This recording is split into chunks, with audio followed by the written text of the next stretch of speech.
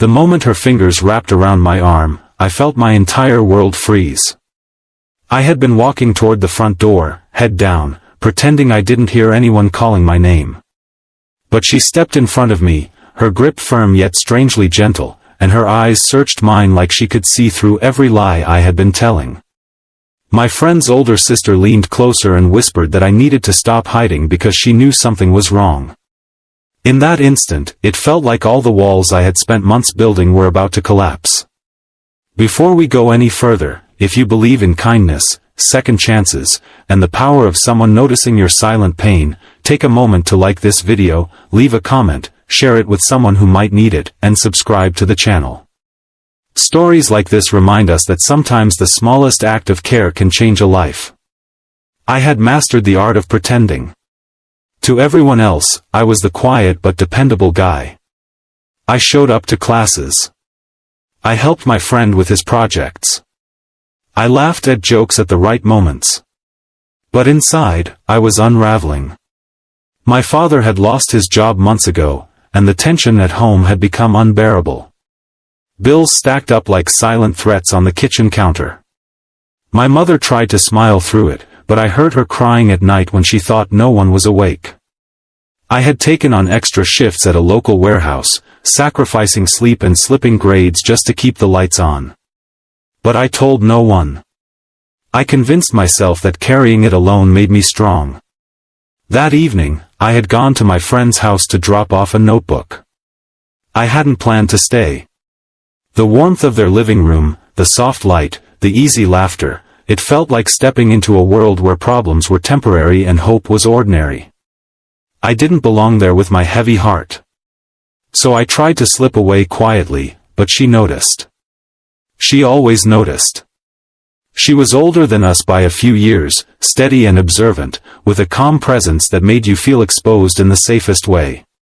When she grabbed my arm, it wasn't out of anger. It was concern. Her eyes held something I hadn't seen in a long time, genuine care without judgment. I tried to brush it off with a shrug and a half-smile, but my voice betrayed me. It cracked under the weight of everything I had been swallowing. For a few seconds, I considered running. But something about the way she looked at me made me stay. It was as if she had decided that my silence was no longer an option. We stood there in the hallway, and I felt my throat tighten. Months of exhaustion, fear, and helplessness pressed against my chest. I had been telling myself that my struggles were temporary, that I just needed to endure a little longer.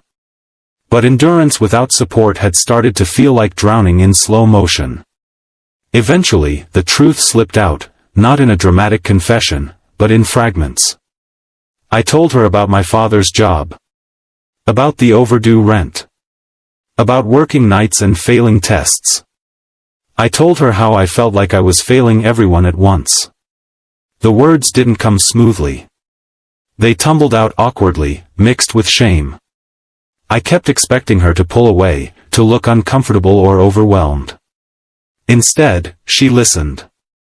She didn't interrupt. She didn't try to fix it instantly. She simply stayed.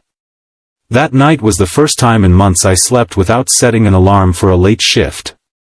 She had convinced me to take one evening off and sit with her family for dinner. It felt strange to accept kindness. I kept waiting for it to come with conditions. But it didn't. It was just there, simple, warm, and undeserved in my mind. Yet she treated it as something I was worthy of. Over the next few weeks, small changes began to happen.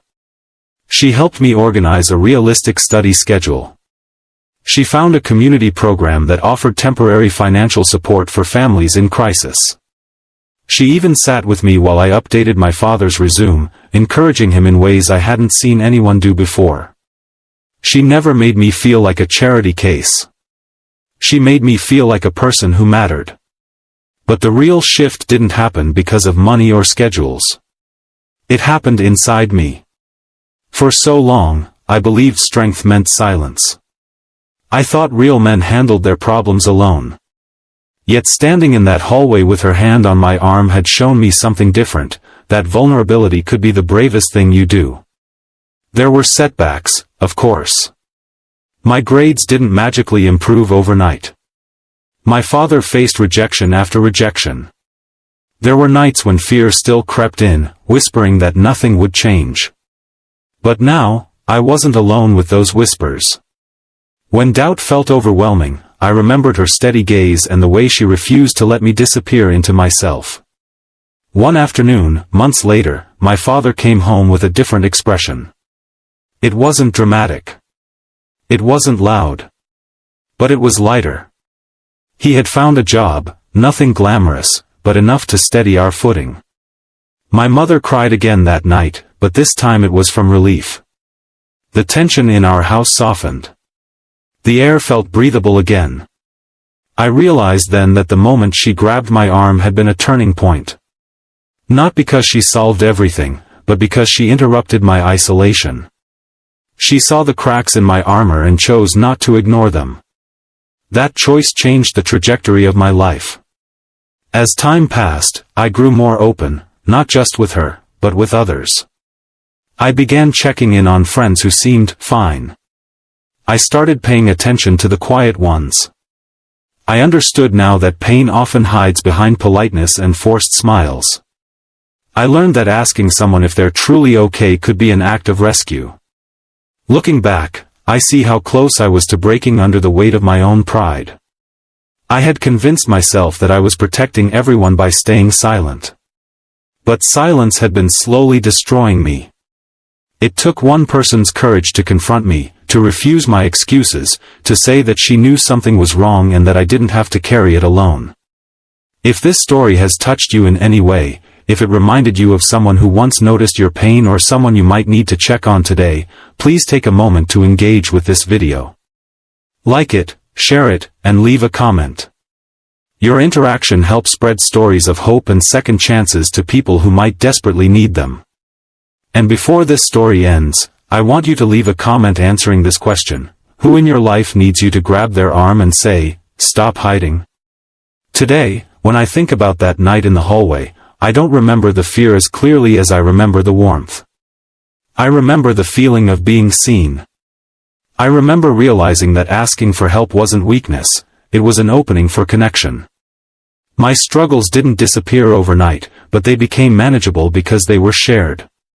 Sometimes, the most powerful words aren't loud or dramatic.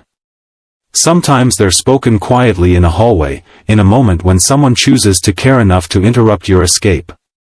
That night, she didn't just grab my arm. She pulled me back from the edge of my own isolation. And because of her, I learned that strength isn't about how much you can endure alone. It's about how willing you are to let someone stand beside you when you can't carry it anymore.